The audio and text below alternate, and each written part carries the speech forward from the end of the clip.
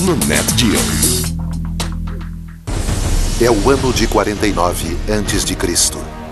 A guerra civil se desloca por todo o Império Romano. O poder de Roma dominava todo o mundo mediterrâneo. A violência se espalha até o vizinho Egito, onde uma adolescente ocupa o trono de um reino antigo e místico. Ela vai se tornar uma das figuras políticas mais importantes da história antiga. E poder militar não é o único segredo de seu sucesso. A tentação sexual sozinha também não consegue explicar. Então, como esta rainha icônica desafia a morte em uma era brutal dominada por homens?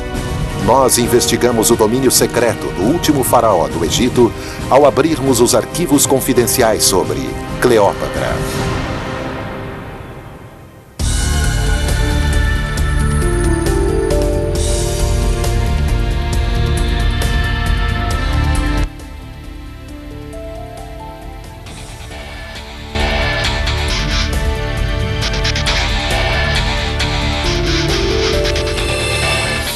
Arquivos confidenciais. Cleópatra. Durante 2000 anos, lendas da vida amorosa da rainha Cleópatra inspiraram inúmeras pinturas, peças e filmes. Mas agora, estudiosos estão à procura da verdadeira rainha e exploram como inexplicavelmente ela encantou primeiro Júlio César e depois Marco Antônio, dois dos líderes mais influentes de Roma. Cleópatra nasceu em 69 a.C. e era a filha mais velha de uma linha longa de poderosos faraós egípcios. Existiram outras 6 rainhas Cleópatras na dinastia antes dela, batizada com o nome de seu fundador, Ptolomeu I. Maitreyi é escritor e pesquisa esse período turbulento. Ptolomeu é grego e se estabeleceu no Egito depois da morte de Alexandre. Alexandre o Grande era o general macedônico que conquistou o Egito em 332 a.C. Depois de sua morte, um de seus melhores generais, Ptolomeu, assumiu o país. E a partir daí surgiu a dinastia Ptolomaica, que durou 300 anos. Quando Cleópatra tinha só 18 anos, seu pai morre. Ela ascende ao trono e se torna Rainha Cleópatra VII, governando ao lado de seu irmão de 10 anos, Ptolomeu XIII. A união de irmão e irmã é habitual.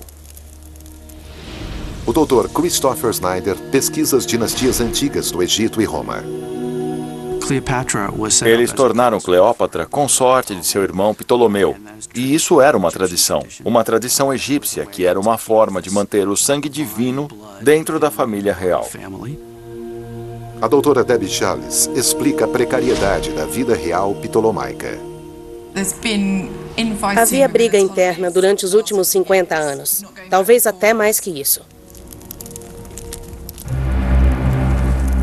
Traições e assassinatos são um risco constante na corte. O pai de Cleópatra foi um dos poucos governantes que não foi assassinado. E agora, a rainha adolescente encara um perigo iminente vindo do exterior. Por todo o mar Mediterrâneo até o norte, se estende o maior superpoder expansionista da história: Roma.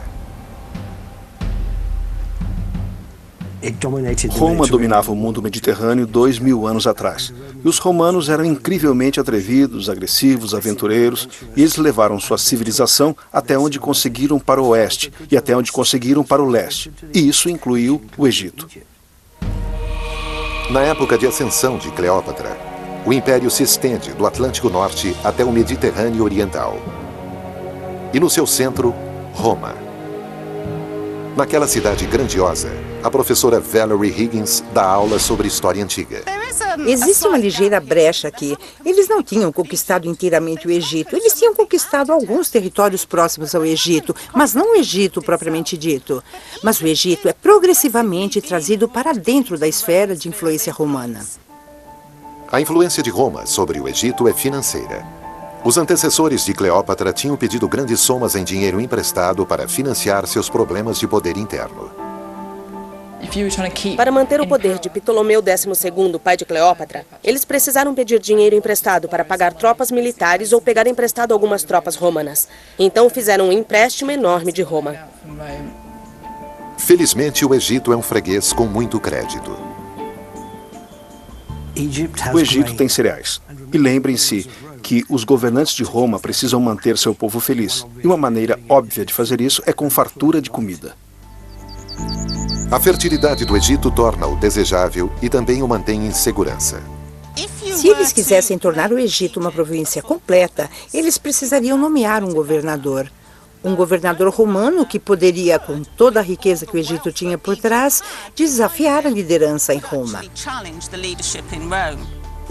Se você consegue manter o governante nativo no trono, um governante nativo que é um rei cliente, então você tem o melhor dos mundos. No Egito, Ptolomeu XIII é um desses reis clientes, e sua irmã Cleópatra, sua rainha. Roma está sendo paga. Há uma paz frágil, mas que pode desmoronar a qualquer momento. Houve mudanças de humor no Senado sobre se Roma assumiria o controle do Egito. Apenas 3 anos depois do início do reinado de Cleópatra, uma luta pelo poder real no Egito dá ao ditador romano Júlio César a desculpa que ele precisava. Ptolomeu XIII tinha conselheiros que instigaram uma rebelião ou desacordo entre os dois e Cleópatra foi posta para fora.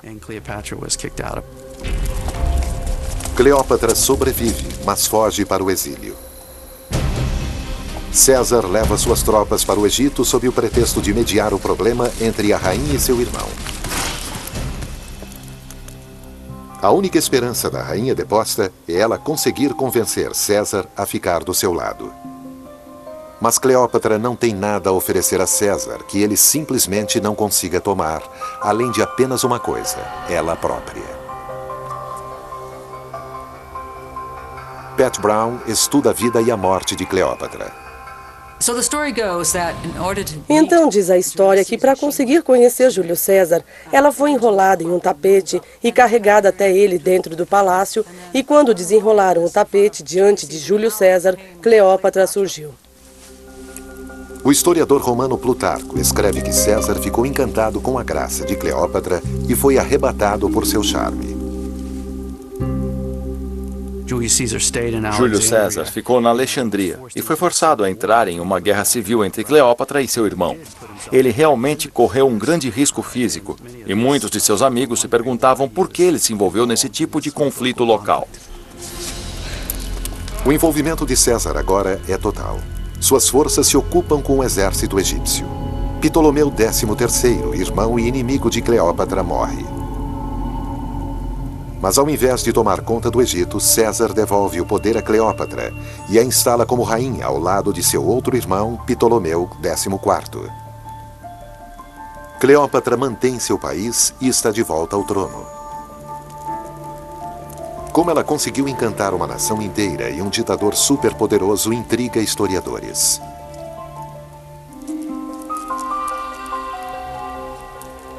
Mas, mesmo que ela tenha sido a mulher mais bonita que já existiu, a promessa de sexo com ela seria uma motivação suficiente para um governante muito inteligente e calculista como César mudar todo o seu comportamento, perder territórios valiosos, prejudicar sua imagem política e até arriscar sua vida?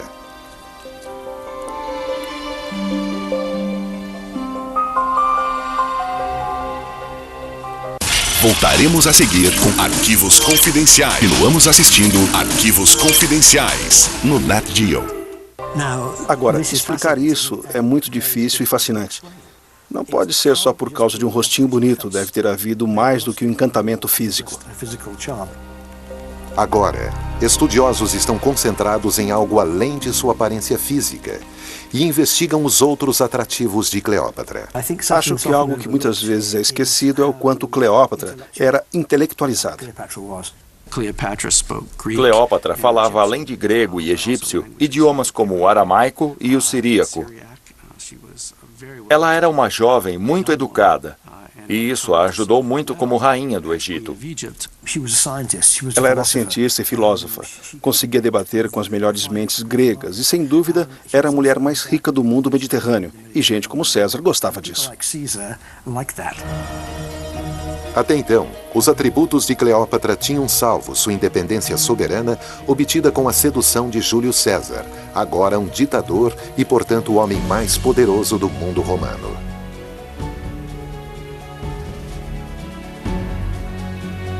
Mas é justamente o sucesso de César que vai causar sua queda.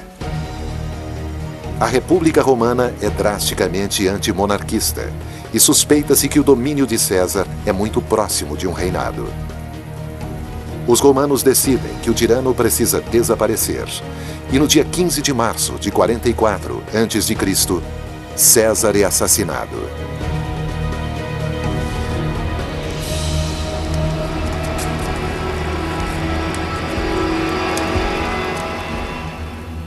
Depois do assassinato de César, Cleópatra ficou em uma situação terrível. Ela não tinha mais ninguém para apoiá-la. O Império Romano está dividido de novo. E mais tarde, uma guerra civil é iniciada novamente quando Otaviano, filho adotivo e herdeiro de César, entra em oposição a Marco Antônio, um dos generais mais formidáveis e bem-sucedidos de Roma. Otaviano e Marco Antônio eram dois indivíduos muito diferentes. Otaviano não era um soldado. Ele era um político astuto e um homem muito cuidadoso e modesto. Antônio era uma figura exagerada.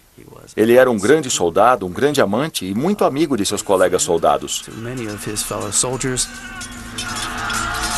Em uma reprise do conflito romano anterior, o Egito de Cleópatra é um campo de batalha fundamental. Marco Antônio solicita que a rainha fique do seu lado. De novo, Cleópatra quer manter seu trono e guardar a situação de soberania egípcia. E de novo, ela não tem nada para barganhar que Marco Antônio não consiga força além de si mesma.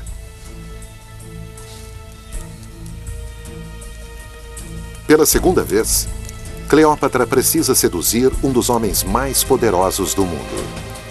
Ela definitivamente se oferece a Marco Antônio para fasciná-lo o máximo possível, pois ela tem muito a perder se não fizer isso. Aqueles banquetes suntuosos que Cleópatra oferecia em sua barca, onde ela tira um de seus brincos, uma das maiores pérolas já vistas, e a dissolve num copo de vinho. Uma demonstração literal de consumo notável. A opulência cabal daquilo tudo é algo que impressionou demais os romanos.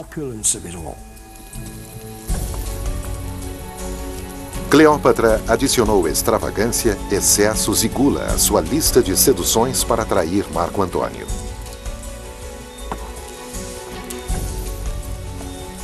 Demonstrações de riqueza e generosas ofertas de comida são intoxicantes. Efeitos que vão mais fundo do que os contextos culturais ou históricos.